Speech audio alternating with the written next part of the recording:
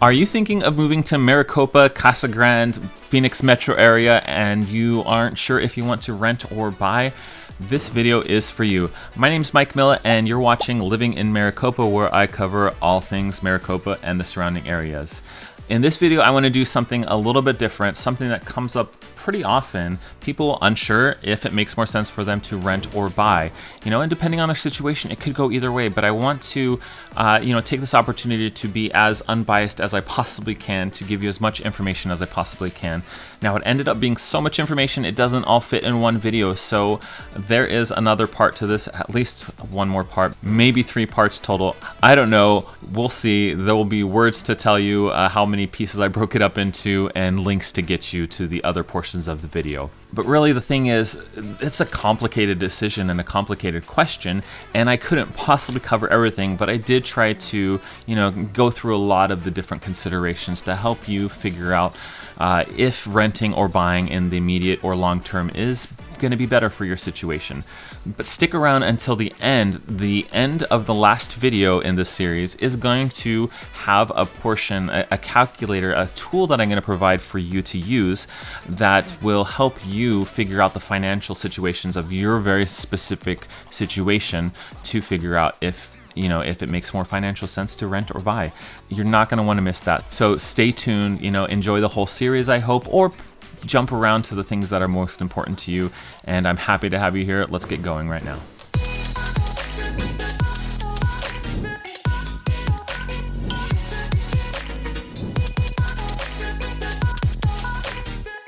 The next category is taxes, which, believe it or not, is somehow actually a really simple and quick category to go through. So in Arizona, there is not a rental tax per se. But if you are renting, rest assured you're paying a lot of taxes on that. And that's because the same way the owner's passing on the cost of insurance to you, they are passing on the taxes to you. It's just a more straightforward cost that they can predict ahead of time. But the taxes that they're being charged on the property are being charged to you. They're just wrapped into the cost of your rent. Now, taxes do go up over time as the value of a property increases. So if you own a home, then your property tax will creep up over the years.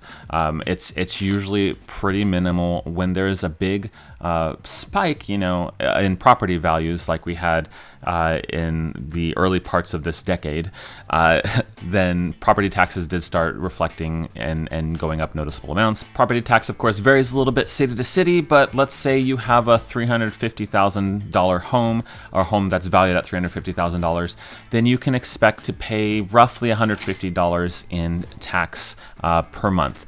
Now, just like homeowner's insurance, your lender, assuming you have one, is going to collect the property tax along with your mortgage payment, and they are going to pay it for you. So you generally don't actually have to worry about paying it directly yourself. So that does actually simplify things quite a bit, and it makes it almost as easy as renting in that regard. Property tax calculators are pretty easy to find online, and they're really simple. Property assessed value, what does the county think that your home is worth? And based off of the regional tax rate, your tax bill will be about this much.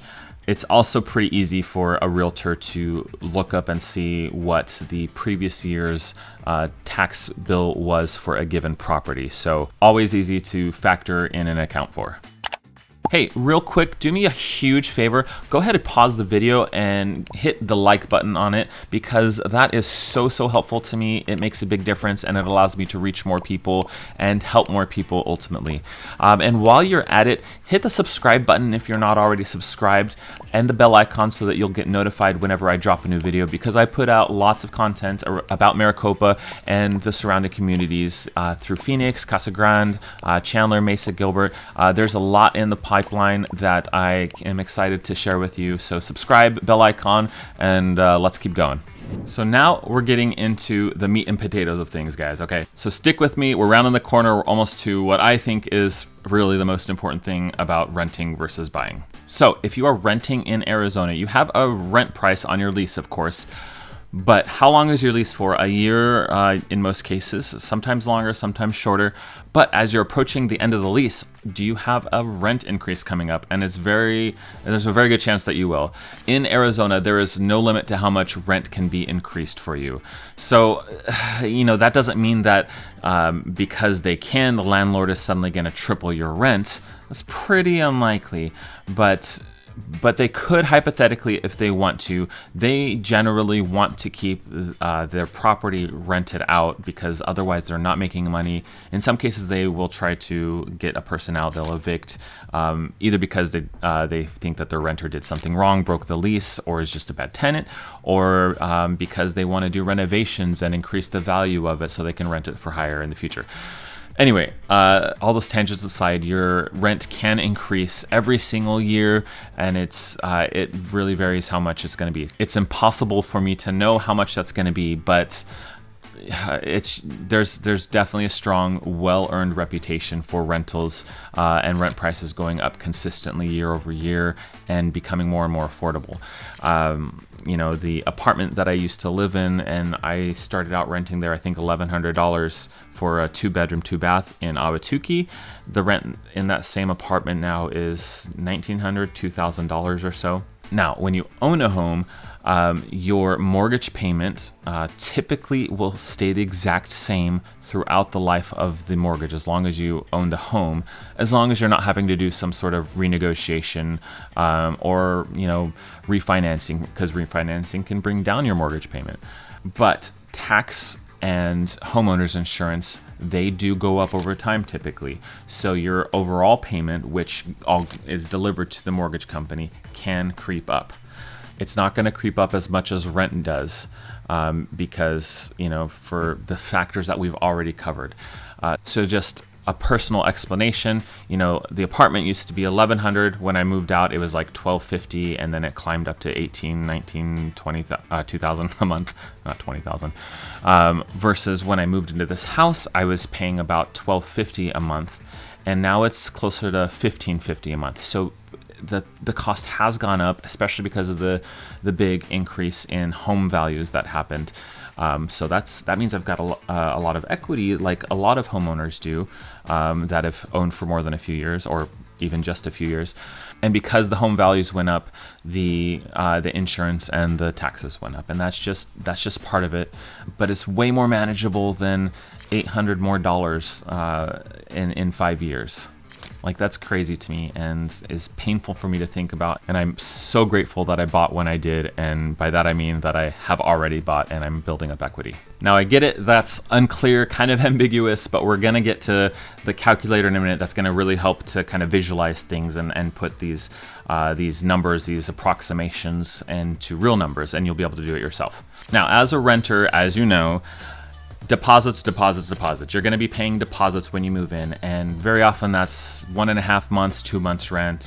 So on a $2,000 a month rent, you're going to be paying $3,000, $4,000 up front. You can find some promotions with apartment complexes sometimes where you'll get 1 month free, and that's all great. Definitely take advantage of those if you're renting, if that all makes sense for you. You might also be looking at like pet deposits and pet fees, looking at deposits for keys to the gym. Whatever the situation is, it's going to vary. It's going to be typically a few $1,000s upfront cost. Now, for upfront costs for buying, well, that's a different story altogether, and this is largely seen as one of, if not the biggest obstacle for buying a home, and it can seem very cost prohibitive and can stop people from considering it, and they see these numbers and it hits them hard, and they're like, I'll never be able to save 20% to buy a home. Like on a $400,000 house, that's $80,000. I don't have $80,000 saved, and it sounds like a crazy number. And to some degree, there's a lot of truth to these things, to these upfront cost barriers. But there's a surprising amount of ways to get around them, or compensate for them, or eliminate them completely. So I want to talk about these a little bit. I'll try to be brief because I do want to move on to the calculator, and it's already such a long video. Thank you for watching this far. If you have watched this far, that's amazing of you. But with that said, down payment, typically seen or commonly thought of as 20% of the purchase price. $400,000 home, that's $80,000. Okay. Closing costs. When you're purchasing a home, we like to advise you to budget for about 2% of the purchase price. So at a $400,000 home, that's $8,000 more. And then realtor fees. There's been a lot of changes in that in the last few months, not in the fees themselves, but how things are communicated and how it's explained, and some technicalities. And we can go into that into detail if you're curious. But for realtor fee, you can expect to pay up to 3%. I say up to 3%, and I'll get to why in a minute. But keep in mind that this is how I personally take care of my family, and I work really, really hard to take care of my clients, and I really do my best to earn my keep through negotiation, through working through contracts, through avoiding legal pitfalls, through advice, through just time and effort spent explaining and communicating and being the person who helps keep you protected in a transaction. I hope that makes sense. Most people do find value in using a realtor, and I personally work really, really hard to make sure that I am valuable and, in the end, saving my clients money. There's a couple other costs that come up during the transaction, and those other ones you don't pay anything at all until the transaction closes. Okay. But once you go into contract to purchase a home, we really, really recommend, I will always recommend getting an inspection done on the home so that you can understand as much as possible about the home before you are locked in, before you're obligated, because there's a time period where you're not locked in. And you can expect that to be about $400, and you'll, depending on who you use and what kind of inspections you get. So I'll say between $400 and say $700. But super, super important to get that. And you usually pay that within the first 5 days, 10 days at most of a transaction. The next one is appraisal. Appraisal is required by the bank they send someone out to look at the value of the home, and that becomes an important factor in a contract, which I'll explain or talk to you about directly. But that's about $600, give or take, and that happens between day 10 and day 20 of a transaction, generally speaking.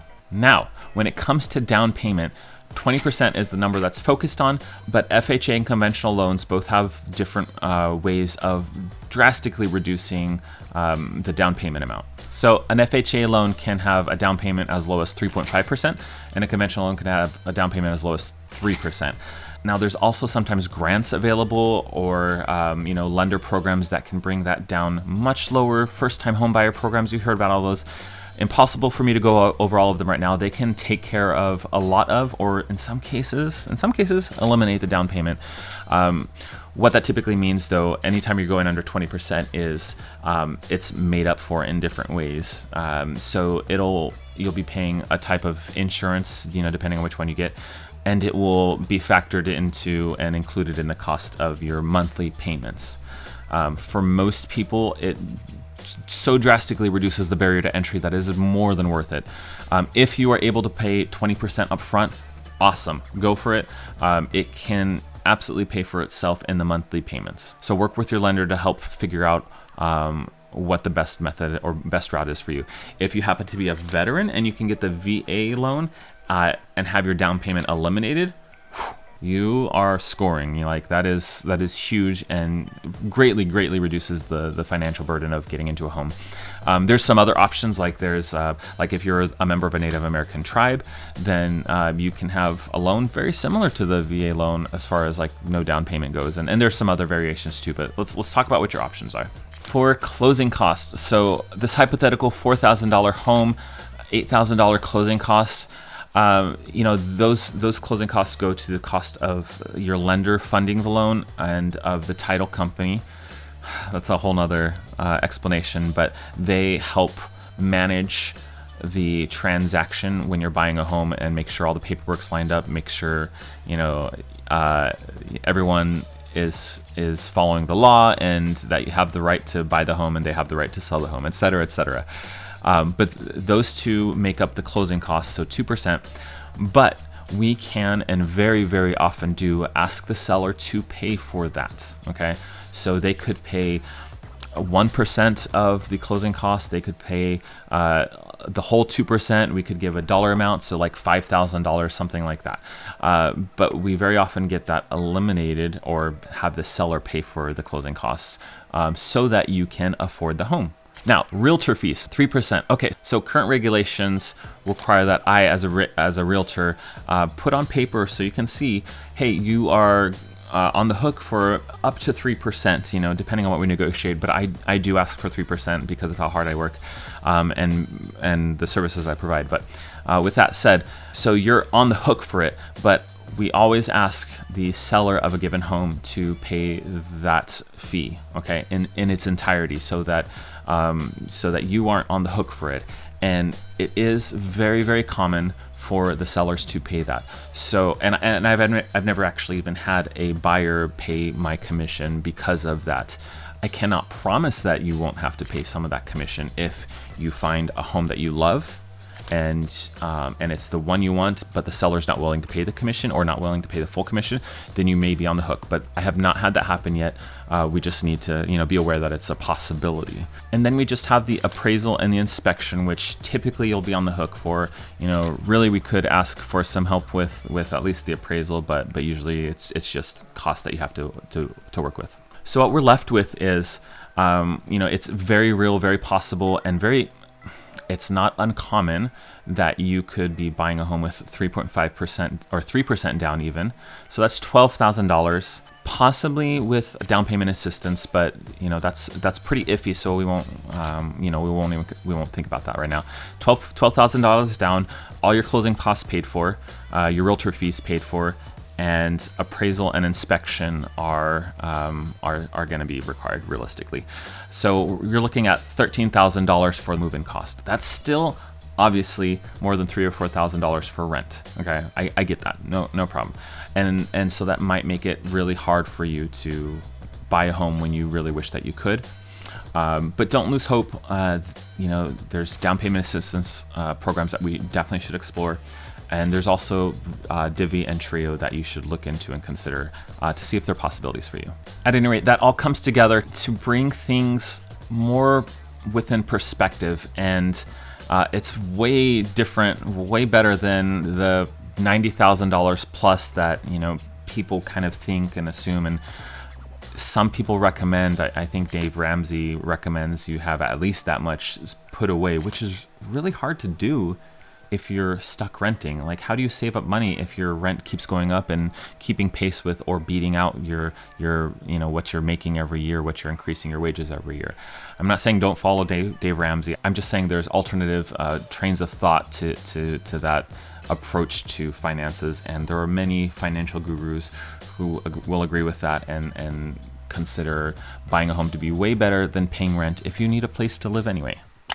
All right, my friends, I want to invite you, if you are planning to move to, you know, the Phoenix metro area, Maricopa, Casa Grande, Mesa, Tempe, Chandler, Gilbert, Scottsdale, any of these homes, or any of these cities rather, reach out to me. Let's connect. Let's have a nice Zoom conversation, get to know each other a little bit, and make sure we're a good fit together. I would love to really help you get things figured out to make this the smoothest move possible. And that's whether you're moving in the next 9 days or 9 months, whatever your time frame is, I would love to help you with that.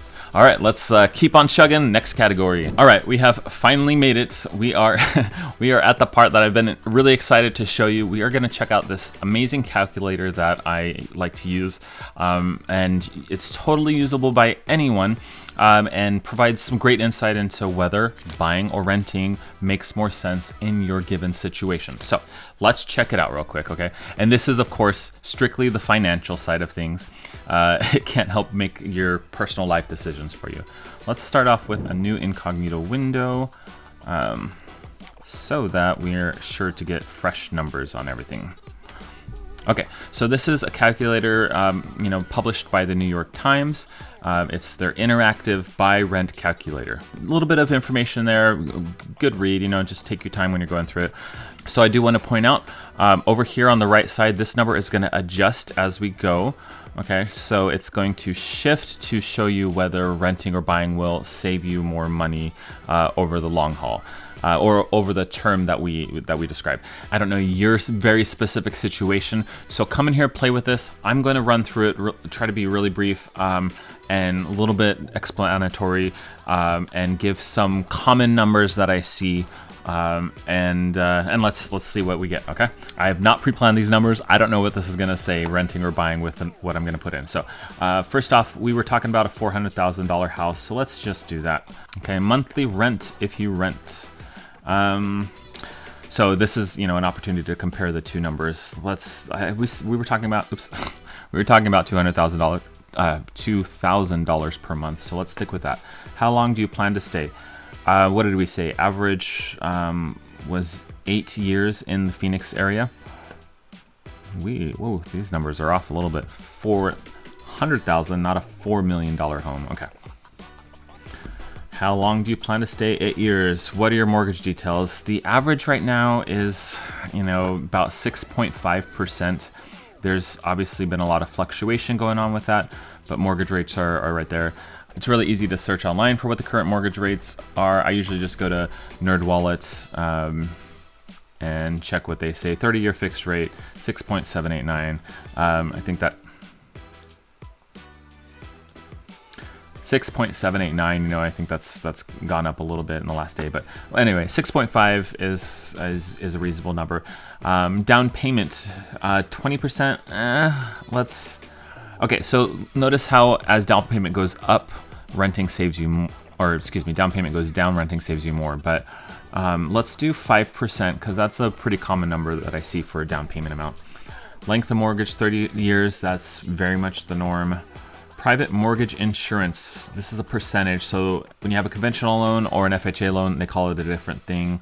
If you have a VA loan, then you don't have private mortgage insurance, but you do have another charge. But average for this is, depending on what it is, depending on your credit score, between 15 and 0.15 and 0.75%. So let's say 0.5% just for sake of discussion. Okay, advanced options, home price growth rate here in the Phoenix metro area, huge fluctuations, really hard to say, but the long-term average by some metrics has been 5.3%. Rent growth rate has been about 4% in our area. And when I say Phoenix metro area, I am generally including Maricopa, but that's whatever. We're growing at a different rate and faster than most of the Phoenix metro area, so these numbers are not going to be perfect. Investment return rate. So this is this is where we see opportunity cost over here. So this is if instead of spending these thousands of dollars on down payments or on closing costs or on rental fees or deposits, you're instead putting it into high yield savings account or something like that. So 4.5%. Yeah, I see those. Maybe 5% is one that I see advertised a bit. Inflation rate 3% as an average. Okay. Property tax rates, that's a bit high. Here in Maricopa, we're more like 0.63%. Marginal tax rates, and this is the income tax bracket that you fall under. I don't know what bracket you're in, so we'll just leave it at the default. Other itemized deductions. By the way, yeah, these little question marks are great for tooltips, helping you understand it better since I am being so brief with it. But this is so nuanced that I'm not going to even put anything there. Will the 2017 Tax Cuts and Jobs Act be renewed or expire? That's currently scheduled to, expire in 2025. Will it expire or will it be renewed? Who knows? We'll find out. A lot of political change right now with the new president. Closing costs. Okay, so 4%. I think that's unrealistic. I think generally people will pay 2% or less. As an average, I think that's still high as an average, but I don't want to get too crazy. For cost of selling homes, so the way this is structured, I think we should include 2 realtor fees plus the title fees. So that puts us closer to 7%. Lots of room for fluctuation in this, okay, but just for having our head wrapped around some realistic numbers. Maintenance fees, maintenance fees for a home that you own, $4,000 in the first year, maybe, unless you're doing some renovations. That's probably a little bit high. I think 0.5% is a little closer. Homeowners insurance, I think that's a little, maybe a tiny bit low, probably 0.6%. Yeah, that looks realistic. And this is going to be based off of cost of the home. So as the cost of the home goes up, it'll go up. You might be able to find a better deal than that. By all means, great, save yourself some money. And then extra monthly utilities, that's not really a thing in my view. So we'll take that out completely. Monthly common fees, this is like if you have an HOA, which, you know, buying a home you usually do. So we'll do $100 per month, because that's pretty common. Some are a little higher, some are lower. Mine's just under $50. Common fees deduction, you know, that's a pretty niche thing, so I think we should leave that alone. Additional renting costs. So, you know, I think most charge more than 1 month security deposit. I want to do 1.5, but it doesn't give me the option, so we'll do 2 just to help it be realistic. Broker fee. This fee, they call it different things when you're signing a lease, but there's usually something here. It goes to paying the person or the people that helped rent out the place that you're buying. That's a compensation that they collect. So $240, you know, maybe a little low, but it might be just about right. Renter's insurance, $240, that's $20 a month. That seems reasonable. We'll leave it at that. And that's it. That's the calculator. So with those numbers, and there's some different factors in here that you want to keep in mind, but with those numbers, buying saves you $82,000 over 8 years. Okay, now there's obviously a ton of variables in there, and that sounds outrageous and just wrong on its face, but when you consider that $2,000 per month in rent is $24,000 per year that you're paying. Yes, for someone else's mortgage, for someone else to pay off their mortgage, and for them to just make more money in the long run. It adds up a lot, but it's not always going to be that necessarily.